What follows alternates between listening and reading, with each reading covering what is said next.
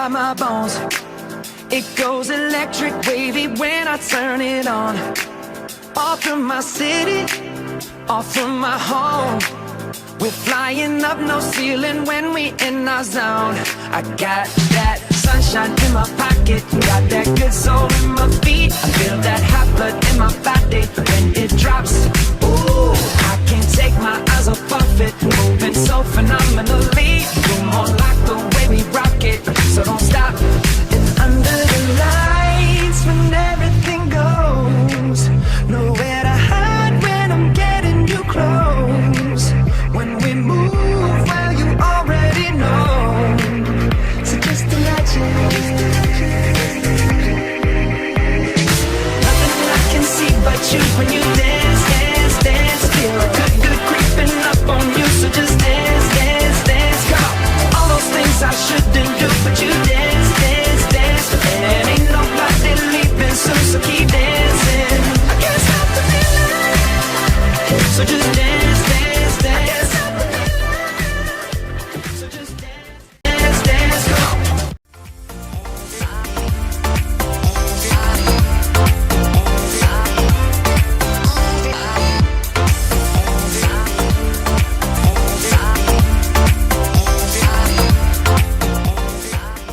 Halo semuanya, dalam rangka memperingati Hari Stroke Sedunia, hari ini kita akan sharing bersama dengan Dr. Lisda Amalia. Beliau adalah seorang spesialis syaraf, konsultan cerebrovaskuler, dan juga seorang praktisi kebugaran KAD Rai. Ya, untuk Dr. Lisda, sebenarnya dok, seberapa sering sih stroke itu bisa terjadi? Ya, stroke saat ini cukup sering terjadi. 1 dari 4 orang bisa berisiko untuk terjadinya stroke. Lalu bagaimana cara kita mengenali stroke dok? Kayak gejalanya gitu. Gejalanya jelas stroke itu tiba-tiba. Mendadak dia tidak bisa bicara dengan jelas, mendadak dia ada lemah kelemahan anggota gerak, mendadak dia menjadi sulit untuk berbicara. Jadi kalau itu adalah tanda-tanda kemungkinan ke arah stroke. Kalau kita mendapati tanda-tanda itu pada seseorang, apa yang dapat kita lakukan dok untuk menolong orang tersebut? Karena stroke adalah kegawat daruratan, maka harus segera dibawa ke unit gawat darurat untuk dirawat.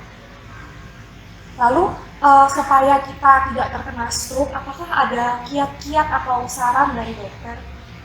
Untuk mencegah stroke, yang pertama kita harus kontrol faktor risiko.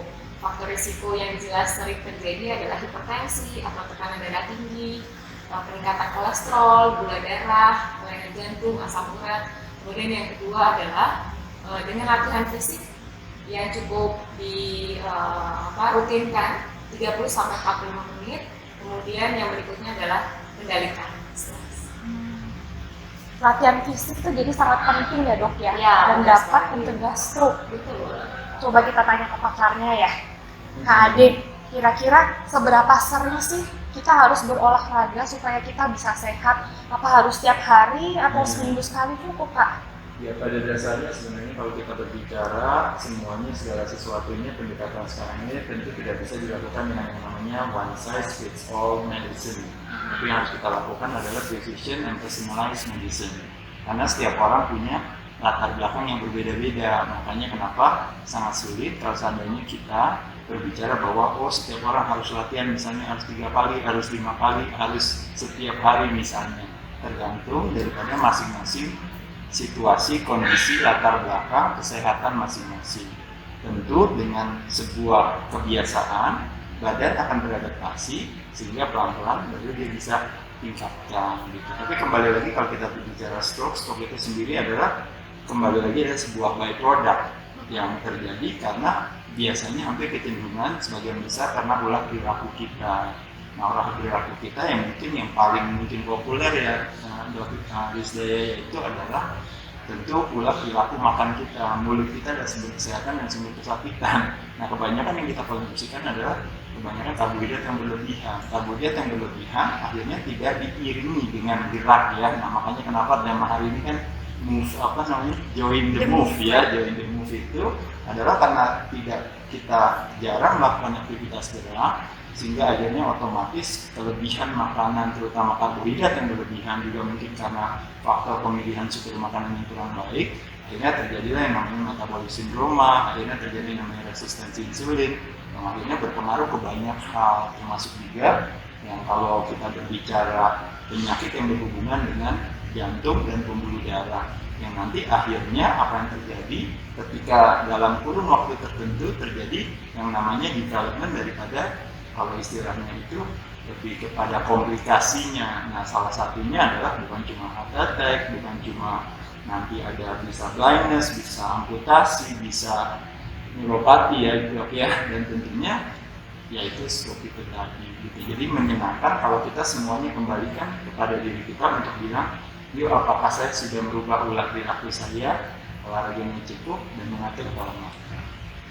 Kalau stroke itu kan bisa terjadi pada semua usia, Kak, Betul, dari betul. yang muda sampai yang tua. Hmm. Nah, lalu saran olahraganya apakah berbeda bagi yang muda dan bagi yang tua, Kak? Sebenarnya kalau olahraga itu pada dasarnya sebenarnya sama. Kalau kita berbicara sebagai contoh, misalnya kita melakukan aktivitas cardiovascular exercise, melakukan aktivitas pemencangan otot jantung, atau misalnya kita melakukan aktivitas resistance training, latihan pemencangan otot rangka.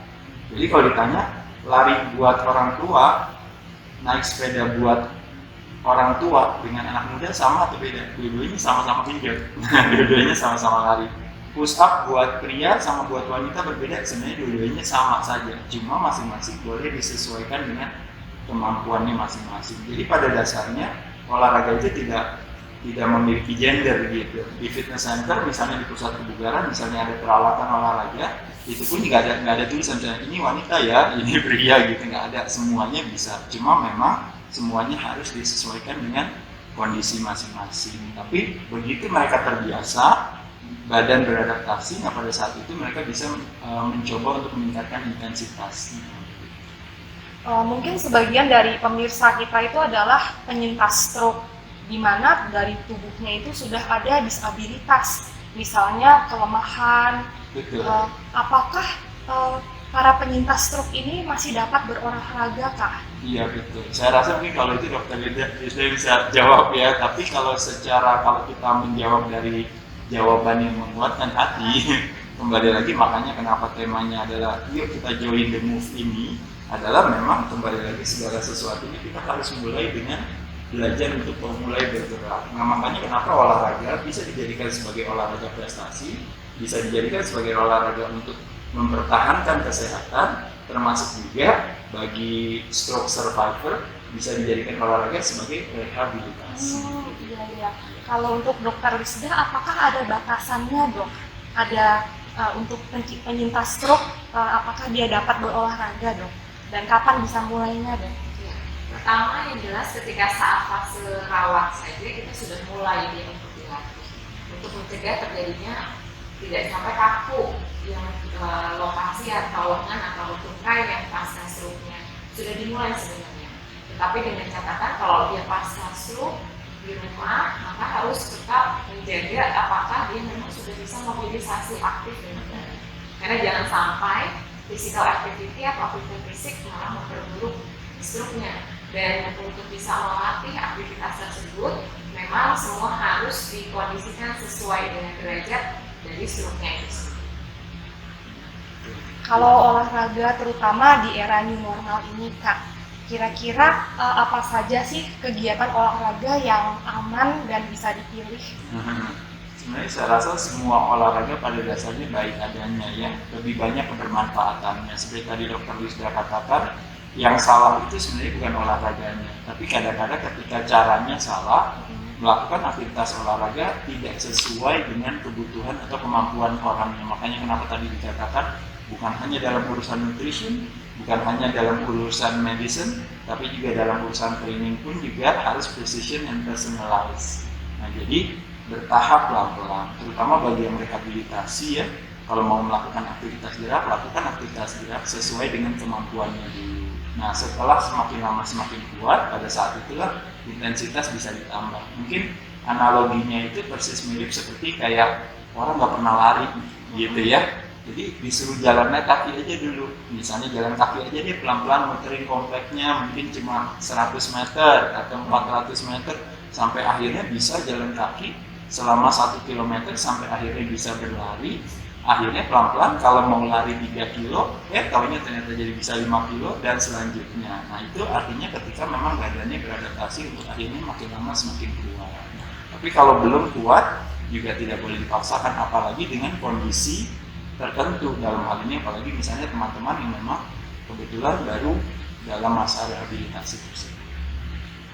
Jadi intinya olahraga masih aman ya dok ya, Kak, Ya. dan disesuaikan dengan kemampuan dari masing-masing individu. Terima kasih Dokter Lisda dan juga Kak Ade untuk sharingnya pada hari ini. Marilah kita bersama-sama get aktif untuk mencegah stroke. Let's join the movement.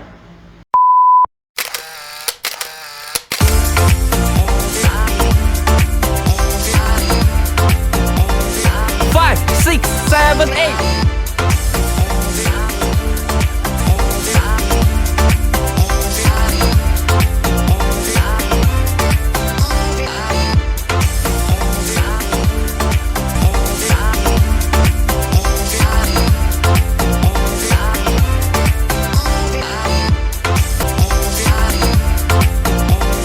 Five, six, seven, eight.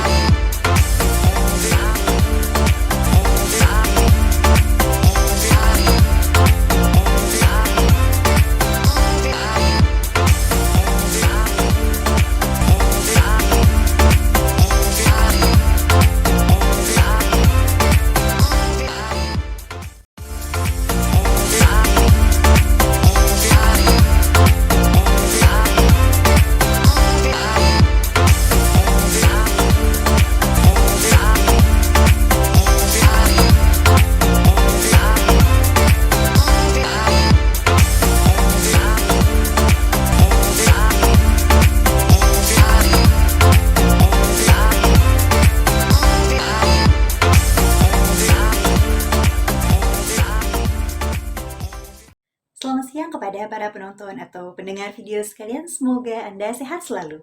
Hari ini dalam rangka memperingati Hari Stroke Sedunia yang jatuh pada tanggal 29 Oktober 2020, kami produksi cabang Bandung akan mengadakan sesi sharing bersama Dr. Chef Julie spesialis saraf. Beliau merupakan seorang dokter spesialis saraf yang bertugas di Rumah Sakit Hasan Sadikin. Bersama dengan Bapak Komarudin Rahmat, sarjana ekonomi, beliau merupakan salah seorang penyintas stroke di tahun 2012. Semoga sesi sharing hari ini dapat memperluas pengetahuan kita mengenai stroke. Langsung saja, selamat siang kepada Dr. Chef Julie, spesialis saraf, dan Bapak Komarudin Rahmat. Waktu dan tempat kami persilahkan. Terima kasih Dr. Ratna atas prolognya ya. Rekan sekalian, saat ini memang kita dalam rangka Hari Stroke Sedunia ya yang rutin kita peringati ya setiap tahun. Mungkin tema untuk tahun ini kita akan mendengarkan pengalaman ya, sharing khususnya tentang beberapa pasien yang pernah mengalami stroke. Ternyata memang terbukti kalau kontrol teratur, disiplin, ya, hasil dari pasca stroke tersebut itu hampir tidak mengganggu kualitas hidup dari pasien dengan stroke tersebut. Mungkin kita perkenalkan ya Pak Komarudin ya. Pak Komarudin sudah dikenalkan oleh Dr. Ratna tadi ya. Beliau salah satu lulusan dari Unpad juga ya, dari Fakultas Ekonomi ya, Pak Komar ya, beliau ya. Iya, betul. Ya.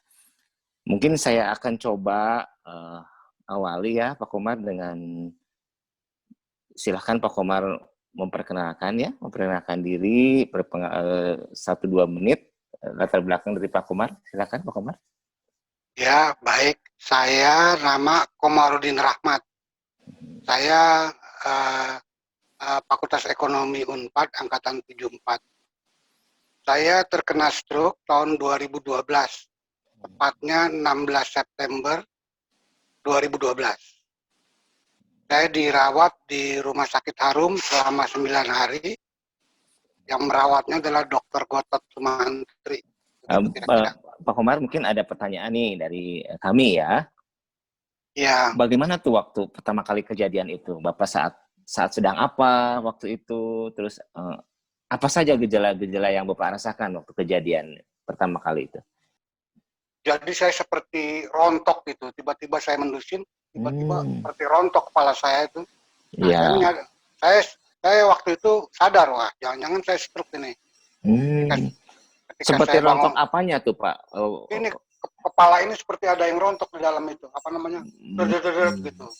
Kayak ya, ya, ya. Hmm. Saat kejadian itu ada nyeri kepala nggak, Pak? Nyeri kepala, muntah, kejang gitu barangkali, atau nggak Itu sadar? nggak ada. Nggak Jadi ada. cuma mungkin saya beruntungnya dibawa ke dokter itu kurang dari 2 jam, dokter. Kurang dari 2. Jadi jam berapa kejadiannya, Pak Komar? Itu jam 6, tapi mungkin Jam saya 6, udah pagi ya. jam 6 pagi. Waktu itu selain merasa rontok itu ada yang lebih spesifik nggak, Pak Komar? Misalnya ada bicaranya menjadi rero, balelo, atau cadel, Oh iya, ada mulut mencong gitu, atau bahas sebelah anggota gerak. Silahkan coba Pak Komar, apa selain yang rontok tadi ada lagi yang spesifik tuh keluhannya? jadi begini dokter, ketika saya bangun tidur itu terasa Ya, rontok, kemudian saya ya. bangun, saya kagetkan, saya bangun jatuh saya dari tempat tidur, kemudian separuh badan saya lumpuh, jadi saya tuh Ya, ya, ya. ke tempat tidur aja merangkak. Jadi berat badan saya waktu itu kurang lebih 80 lah. Jadi Ya, kurang lebih 40 kilo mati lah gitu. ya. Saya tidak menyadari, tapi kemudian setelah di rumah sakit, bibir saya mencong gitu. Mulai terasa di rumah sakit ya, bibir Di rumah, mencong ya. di rumah sakit saya baru nyadar semua segala sesuatunya. Iya, Itu iya, iya, iya. kaki saya sudah tidak bisa bergerak, tangan saya sudah tidak bisa Nah, bergerak. total ya Pak Komar ya, nggak bisa bergerak total ya. Total, di awalnya total. Cuma 2 hari Ya, kemudian kaki saya bisa gerak-gerakan. ya, oke, oke, oke ya. Nah, waktu itu Bapak menyadari itu Bapak terkena serangan stroke ya Pak ya. Ya, saya Nah, stroke ya, saya pikir ya. Saya nah sadari. saat itu bisa cepat sekali meminta pertolongan rumah sakit, itu bagaimana ceritanya tuh Pak? Jadi kan saya tinggal sendiri. Kemudian istri Hmm, saya kan sedang dinas di luar kota. iya, iya, iya. Kemudian saya pukul-pukul pintu, tetangga dengar, tetangga istri saya, kemudian langsung dibawa ke rumah sakit gitu. Hmm, Bor- iya, iya, iya. Jauh dari tempat tinggal Bapak ke rumah sakit cukup jauh atau dekat, Pak? Nggak begitu jauh sih, relatif. Iya, Mungkin iya, iya. kalau jalan normal 10 menit, 15 menit sampai. Kalau nggak ada Hmm. kemacetan. Jadi Bapak waktu itu langsung ke UGD ya? Langsung ke Di, ide, terus di scan, ya. saya ingat scan, saya kepala saya Bapak di scan ya? masukin scan ya. Oke, hasil CT scan-nya ingat? Jadi Iya, ya, bahwa ya. saya tuh hemarogik dokter, pecah pembuluh darah. Pecah pembuluh Ya, darah. Ya, luar biasa pecah ya. pembuluh darah. Ya, Oke. itu kemudian dampaknya dokter, Ya, pertama kaki dan tangan tidak bisa digerakkan, betul. bahkan kebal. Ya. Kemudian berjalan seperti kesemutan ekstrim gitu di berat gitu. Kemudian mulut mencong. Kemudian Ya. bahu miring dokter, tangan terkulai, Iya, iya, iya. tangan terkulai. Jadi air liur keluar terus dari mulut itu dokter. Ya, ya, ya, ya. Nah, sekilas balik lagi, waktu sebelum berangkat ke rumah sakit, Bapak tidak ada tindakan apapun di rumah misalnya? Nggak ada. Ya, bagus ya, jadi Bapak langsung segera ya berangkat ya? Ya, segera berangkat. Ya. Mungkin sekitar 2 jam lah itu waktu, mungkin nggak 2 kurang jam dari ya? 3 jam. Waktu pulang, saya kan begini dokter, ketika itu Ya. saya terus terang saja, ekonomi saya sedang terpuruk waktu itu. Ya. Jadi bahkan yang membayari rumah sakit pun ipar saya. Jadi saya tidak tahu bagaimana keadaan saya, yang penting saya pulang saja. Dan saya tidak sempat terapi fisioterapi itu seperti teman-teman saya yang lihat gitu. Jadi saya alamiah saja dokter. Saya melakukan perlawanan terhadap stroke alamiah saja. Jadi Bapak melawan dari dalam diri sendiri ya? Ya, jadi ketika Nah, sampai di rumah, ya. ketika sampai di rumah saya mendapatkan kenyataan tangan saya tidak bisa dibuka, ya kan? Dan apa namanya, pokoknya serba merepotkan lah, jalan tidak bisa gitu. Ya. Nah, sebetulnya menurut Pak Komar bisa terkena serangan stroke itu faktor resikonya apa ya Pak Komar ya? Menurut saya dokter dari makanan. Makanan. Apakah Bapak ada ada darah tinggi? Ya, justru ternyata setelah Iya. info yang saya dapat, saya juga belum dapat datanya, itu tensi saya ketika terkena itu 180/120 dokter. Wah, cukup tinggi ya Pak Komar ya. Mm-mm. Selama itu sebelum kejadian Bapak tahu punya darah tinggi Pak Komar? Nggak tahu. Oh, jadi nggak pernah dicek ya, nggak pernah ya. Tahu-tahu kejadian aja. Benar-benar saya tuh benar-benar on gitu kalau soal apa namanya, saya nggak perhatiin. Saya tahu orang stroke, di sekitar saya banyak orang stroke, tapi saya pikir nggak mungkin lah saya kena gitu. Ya, jadi mungkin salah satu pesannya, meskipun tidak bergejala, tetap harus check up untuk salah satunya tekanan darah ya, Pak Komar ya. Oh iya, penting kalau sekarang saya minum obat terus dokter tiap hari. Iya. Nah, Pak Komar menarik sekali ya. Saya juga terus terang jadi terinspirasi dengan Pak Komar. Dalam satu sisi, waktu pulang dari rumah sakit, kekuatan motoriknya hampir nol ya, betul ya Pak Komar ya? Iya benar. Dan kabarnya sekarang Pak Komar pernah menjalani jalan kaki betul dari antar kota gitu. Saya dengarnya begitu, betul Pak? Luar biasa sekali Pak. Tahun lalu dalam rangka memperingati Hari Stroke Sedunia, saya jalan dari Gedung Sate ke Monas selama 5 hari. Gedung Sate ya. Gedung Satenya kan bukan di Jakarta Selatan kan Pak? Di Bandung ya. Bagaimana ceritanya itu dari Monas bisa dari mana? Dari Gedung Sate. Saya aja jadi malu nih sama Pak Komar, boro-boro ke Monas saya Pak. Mungkin ke Cimahi aja dari Gedung Sate belum pernah saya jalan. Itu gimana ceritanya Pak? Luar biasa ini. Jadi ceritanya gini dokter, kalau saya balik ke belakang ya. Ketika saya pulang, saya tuh kebingungan dokter. Bingung sekali saya apa yang harus saya lakukan ya kan. Sementara saya tidak ada bantuan sana sini segala macam. Tapi saya hanya berpikir saya harus kembali sehat. Gak mungkin saya yang tadinya sehat kembali sehat. Maka saya jalan dokter, jalan. Setiap hari Pak Komar ya? Setiap hari. Jadi kalau saya ngantuk itu saya bangun. Saya ngantuk nih, saya bangun, saya jalan. Dalam keadaan tertatih-tatih dokter. Kemudian sampai kuat perjalanan saya jauh dokter. Sehari itu bisa 6 kilo. Menarik sekali nih Pak Komar. Waktu pulang kan Pak Komar kan mohon maaf ya, sama sekali tidak bisa menggerakkan. Berarti kalau boleh saya tanya, apa yang kira-kira mengganggu dengan motorik ini ya, yang mengganggu aktivitas Pak Komar sehari-hari saat awal-awal di rumah ya, waktu pulang segera setelah pulang itu, aktivitas apa yang menurut Bapak terganggu nih akibat stroke ini? Parah dokter, saya nggak bisa berbuat apa-apa. Semua dibantu, ya kan? Semua dibantu, mau ke kamar mandi dibantu, segala macam dibantu. Pada waktu saya sedang tidur malam, saya pagi-pagi menggeliat dokter. Tangan saya yang tertutup ini terbuka tiba-tiba waktu menggeliat gitu. Allah, saya bilang, waduh, kalau gitu bisa sembuh ini. Saya bilang, terbuka tangan saya. Iya. Terus kayak kepres-kepres itu tangan saya. Akhirnya lentur dokter.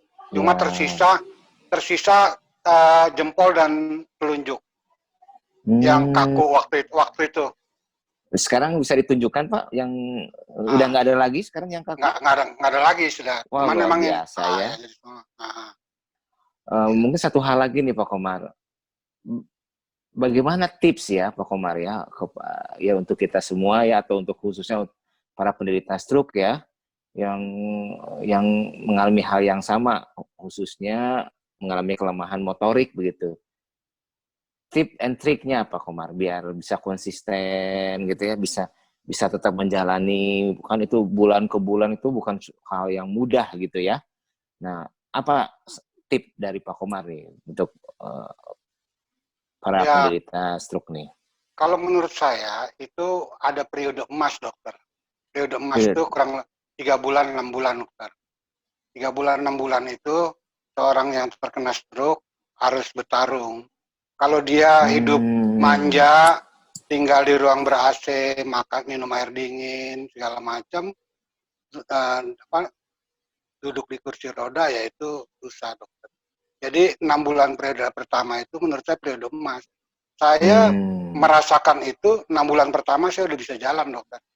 Ya. Saya udah bisa jalan walaupun saya berat di Bandung 5 kilo, tapi saya bisa jalan jauh 6 kilo, 5 kilo saya jalan udah.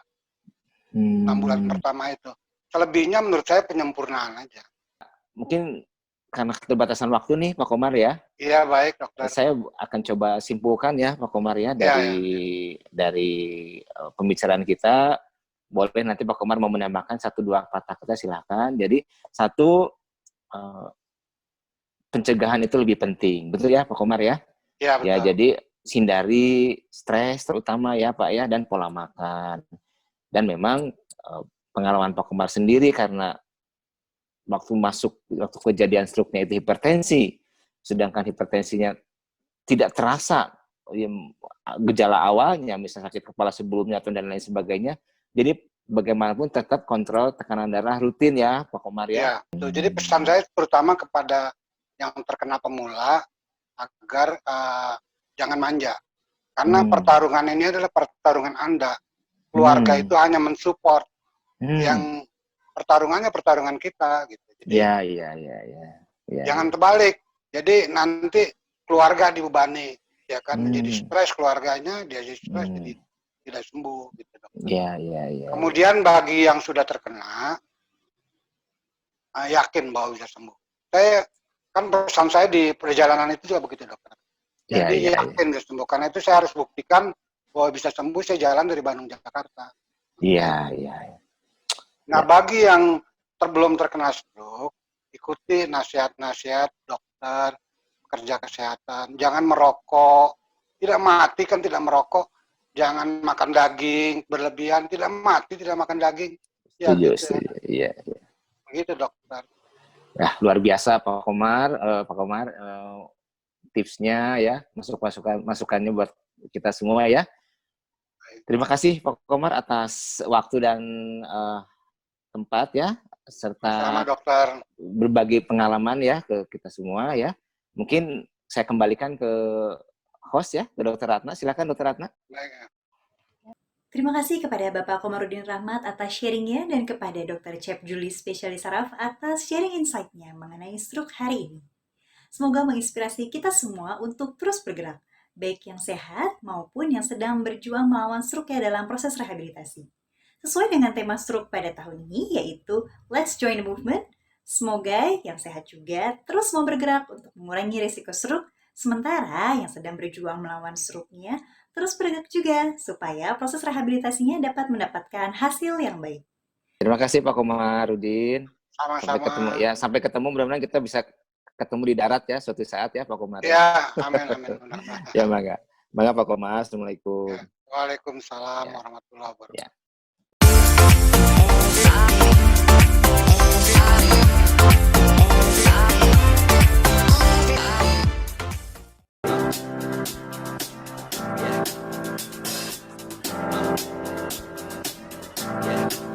I got this feeling inside my bones. It goes electric wavy when I turn it on. Off from my city, off from my home. We're flying up, no ceiling when we in our zone.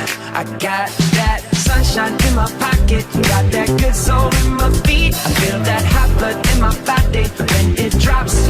Ooh, I can't take my eyes off of it, moving so phenomenally. You're more like the way we rock it, so don't stop. And under the lights, when everything goes, nowhere to hide when I'm getting you close. When we move, well, you already know. So just imagine. Nothing I can see but you when you dance, dance, dance. Feel good, good creeping up on you. So just dance, dance, dance. Come on. All those things I shouldn't do, but you dance, dance, dance. And ain't nobody leaving soon, so keep dancing. I can't stop the feeling, so just dance, dance, dance. I can't stop the feeling, so just dance, dance, dance. Come on.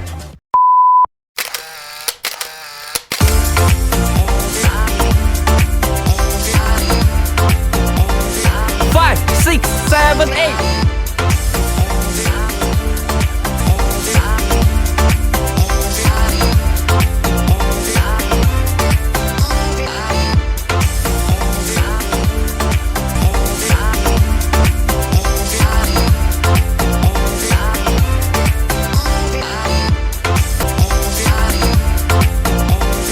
5, 6, 7, 8.